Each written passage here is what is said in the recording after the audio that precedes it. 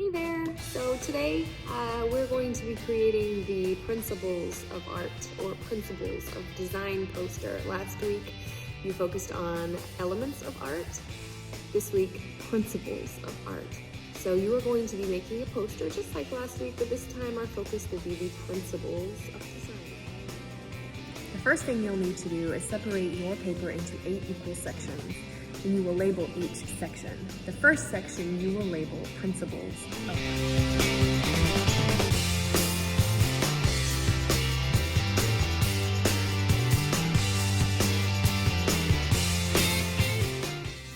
Next, you're going to label the rest of your spaces with the Principles of Design or Principles of Art. You've got balance, movement, contrast, emphasis, pattern, rhythm, and unity.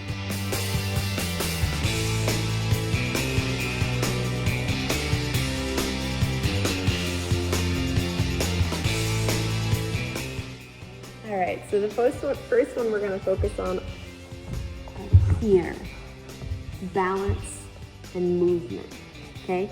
Balance, you're going to section it into 3 sections because there are 3 types of balance, 3 main types of balance. We have asymmetrical, which means it's not symmetrical.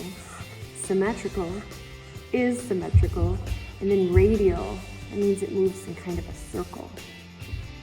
Underneath balance, movement. I thought it would be good to add those herring figures that we learned about the other week. These figures look like they're dancing. It shows movement. All right, so the next 2 we're gonna focus on are here. Emphasis and contrast. I just put it right underneath balance and movement. Contrast is when 2 or more items completely are opposite of each other. So I just did 2 examples of squares, and one is white, the other is shaded black. So they contrast each other.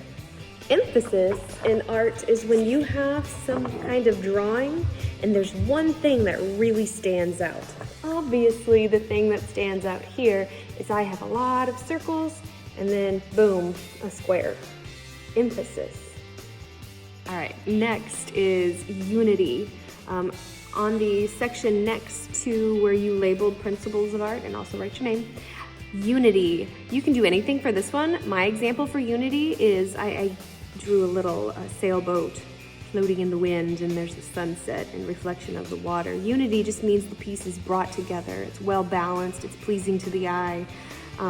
In this drawing, this is an example of asymmetrical unity because it's not symmetrical. It's not, I don't have 2 sailboats. I have a sailboat off to the side and then my sunset off to the opposite side. So it still gives a feeling of unity because it's complete. I don't have any empty spaces. Unity. All right, so for the last section underneath unity, you're going to have rhythm and pattern. Well, I thought rhythm was pretty perfect with our project we did last week. I just created that line, that optical illusion for rhythm. Rhythm means it kind of has a flow to it. It's balanced, it has rhythm. Kind of like when you think of music, it just kind of has a good flow. Rhythm. Pattern, that's easy enough. For mine, I created a checkered pattern.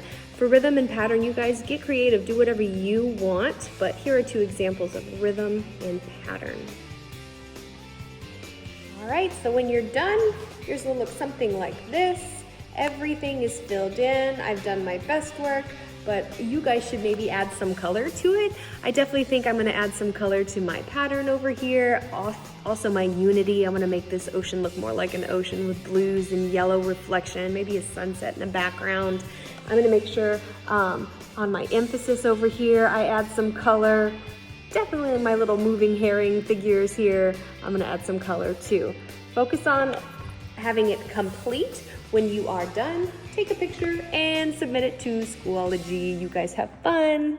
Bye.